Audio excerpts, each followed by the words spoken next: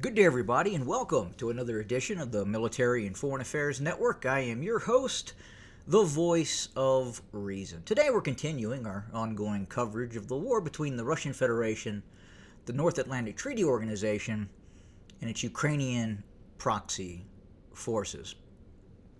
Now, today, I wanted to have a discussion about the possibility of the Russian Federation taking control over all of the Ukraine. Is that possible? Now, look, at the onset of this conflict, the first couple of months, and I want to go over to a different mapping source here. I would have said at that point that a Russian takeover of all of the Ukraine would be unlikely. Best case scenario for Russian forces would be the seizure of the eastern portions of the Ukraine. In fact, going into this conflict, I reasonably believe that the Russians' primary military goals would be to take control of all territory east of the Dnipro River. That was option number two. Option number one was creating a land bridge and defeating Ukrainian military capacity to threaten what would be defined as Novorossiya, Luhansk, Donetsk, and then create that land bridge from Russia proper to the Crimean Peninsula. And then finally, option three would have been not just the Russian takeover of all territories east of the Dnipro River, but the actual seizure of Kiev, and then the partition of the Ukraine, meaning a Ukrainian state would exist in some form in western Ukraine, centered around Lviv, while many other areas would fall under the control of Russia. Now, where we sit today, obviously we are years into the conflict, literally.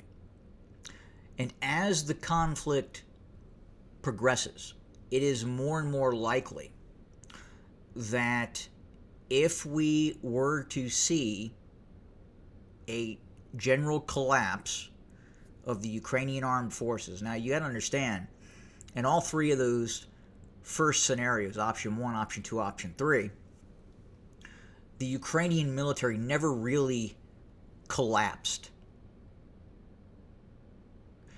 As the war continues and continues to progress, the possibility that we could see a general collapse of the Ukrainian military is a very real possibility. And all we have to do is hearken back to what happened in Syria.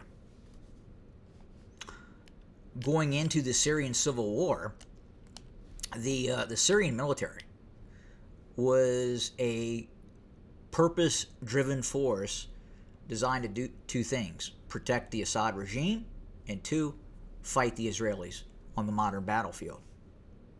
Now, we know that was, especially going into the Syrian civil war, that was really never something the Syrians had the capability of doing. But the idea that we would see 10 to 20,000 al-Nusra fighters backed by the Turks, backed by the Israelis to some extent, and obviously the United States, take Syria, take the entire country in 7 days, that was something that was just not in most people's minds, as was what happened in Afghanistan. The rapid collapse of the NATO US-backed Afghani government. Collapse. Rapid collapse. So we're entering a state of a perfect storm. And what is that perfect storm? Well, it's a multitude of factors. And the primary factor is going to be the United States disengaging next year from the Ukrainian-Russian war. In fact, it will be the U.S. disengaging from the NATO Ukrainian-Russian conflict. How does that impact the battlefield? Well, one of the most important things is money and intel. If intel is cut off, and that essentially gives the Ukrainian the inability to see what the Russians are doing. What are the Russians planning? Where are the Russians going to attack? That is going to be one major issue for the Ukrainians. The second is going to be the money. If you go back to the Iraqi Civil War, post-occupation upon the fall of Saddam Hussein, the United States had thousands of contractors operating in Iraq, operating in incredibly dangerous environments. In fact, at one point, I had the opportunity of becoming a contractor in Iraq, and it was a lot of money. And prior to departing, I had the opportunity to talk with a friend who was actually working as a contractor in Iraq. And he had spent about 3 months there. And again, making a lot of money. But he felt he was misled when he finally got to Iraq. And he said it was incredibly dangerous. The likelihood of being killed or wounded, very high. And he told me, hey, you probably don't want to do this, especially since you have a family. So I didn't do it. But the money at the time was a motivator. To the Ukraine, the money that is being injected into the Ukrainian economy, or not really the Ukrainian economy, the coffers of Volodymyr Zelensky, that money has an impact on the conflict. People are willing to fight for large sums of money. And you look at the deployment of Western mercenaries. I mean, let's call it what it is. Is a contractor a mercenary? Yeah, absolutely. That's what they are. But these are high skill set individuals that have been deployed to the Ukraine that are acting as force multipliers for the Ukrainian military, that are receiving large sums of money. The actual Ukrainian military itself, some of its best elements,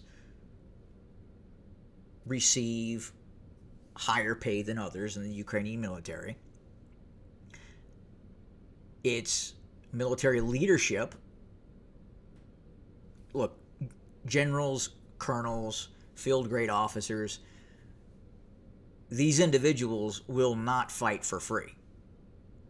At the end of the day, they have to be compensated. They have to take care of their families, and they have to have a future. In the world we live in today, you have to have capital, money. When that money is cut off, it is going to change the outlook of this conflict. Compounding that is the casualty rates. At the start of the conflict, the Ukrainians had a lot of true believers. They had a lot of volunteers. But fast forward years into the conflict, most of those true believers are no longer on the battlefield. A lot of them aren't. A lot of them have been either killed or wounded over the course of the conflict. That's going to have an impact. So eventually, we are going to reach a state in which, in all probability, what we observed happen in Syria could very well happen in the Ukraine with the Ukrainian military. Rapid collapse, Volodymyr Zelensky flees to South Beach or Los Angeles and shacks up with Sean Penn.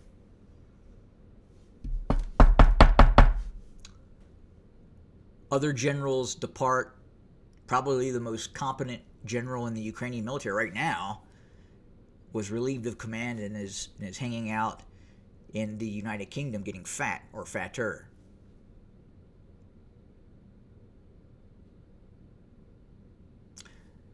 You'll see the generals depart. You'll see the colonels depart. The battalion commanders bail.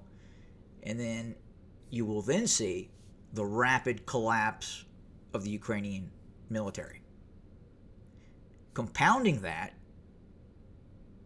the Russians have initiated a purpose-driven operation to demoralize Ukraine proper.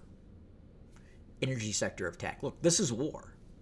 If you go back to World War II, if you go back to Allied bombing campaigns against Nazi Germany, that is war. It's part of war. You have to make your enemy understand that he has been beaten. If that's shutting off his power, if that's giving him the inability to have light, heat, water, that is part of war. And what you're seeing right now happen between the Russian Federation and the borderlands, the North Atlantic Treaty Organization, is total war light. We have not fully reached total war, but we are dancing with total war right now.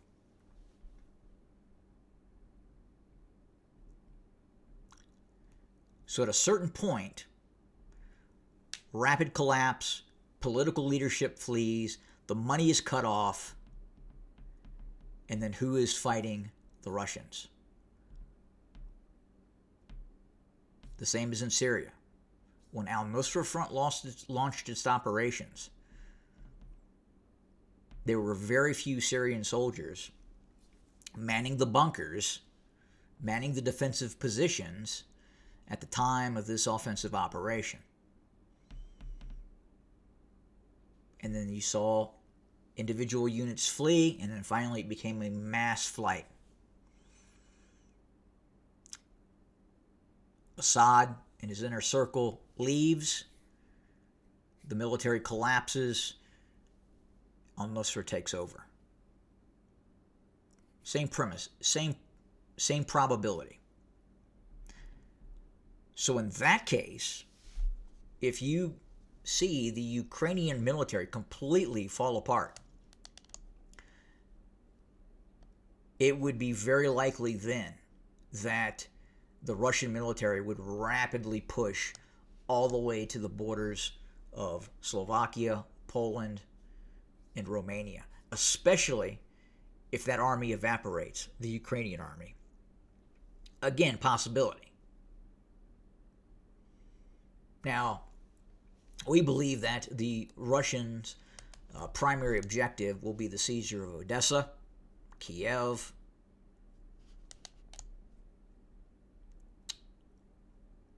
Kharkov. Those will be the primary objectives. But it is very possible, the way this conflict is going right now. Now let's go over and kind of show you what we are seeing and how this is going to eventually pan out. Look, this is the Kharkov pocket. This is part of the Russian offensive that has integrated from Volodar all the way to Pokrovsk. Envelopment and destroy operations. And this is, again, having a dire impact on the Ukrainian military. Let's back up a little bit. So you can see here clearly what is happening. Look in this area here. The area towards Kharkov. Now as we advance,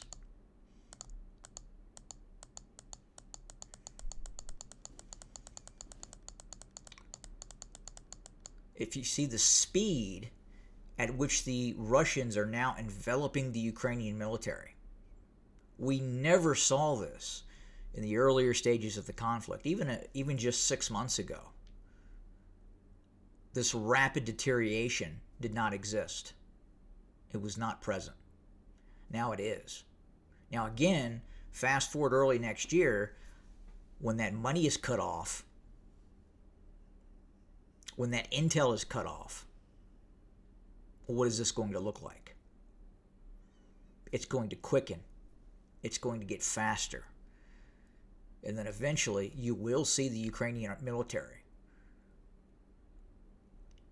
either elements or very large elements or its entirety, simply throw down its weapons and flee towards what would be the Polish-Romanian border to try to get out, because they know the house of cards is coming down.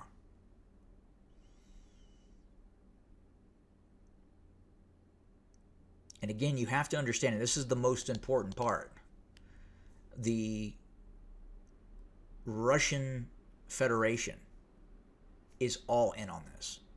It fully understands, based on past historical, that it cannot lose this conflict. Past historical tells the Russians there cannot be a North Atlantic Treaty Organization allied entity in any part of the Ukraine at this point.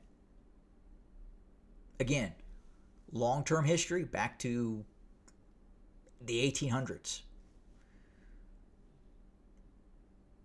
to even short-term history in terms of this war and other wars prior in recent history. Libya, Serbia, what have you. The Russians understand this. And Ukraine was the red line for the Russians. NATO crossed that red line.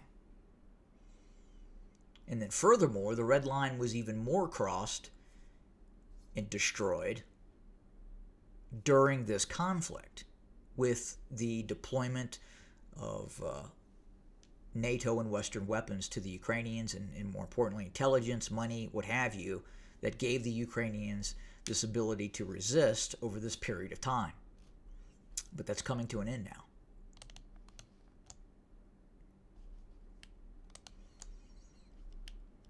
Well, there you have it. That is how it is very possible the Russians could take all of the Ukraine. All of it. Have a good day.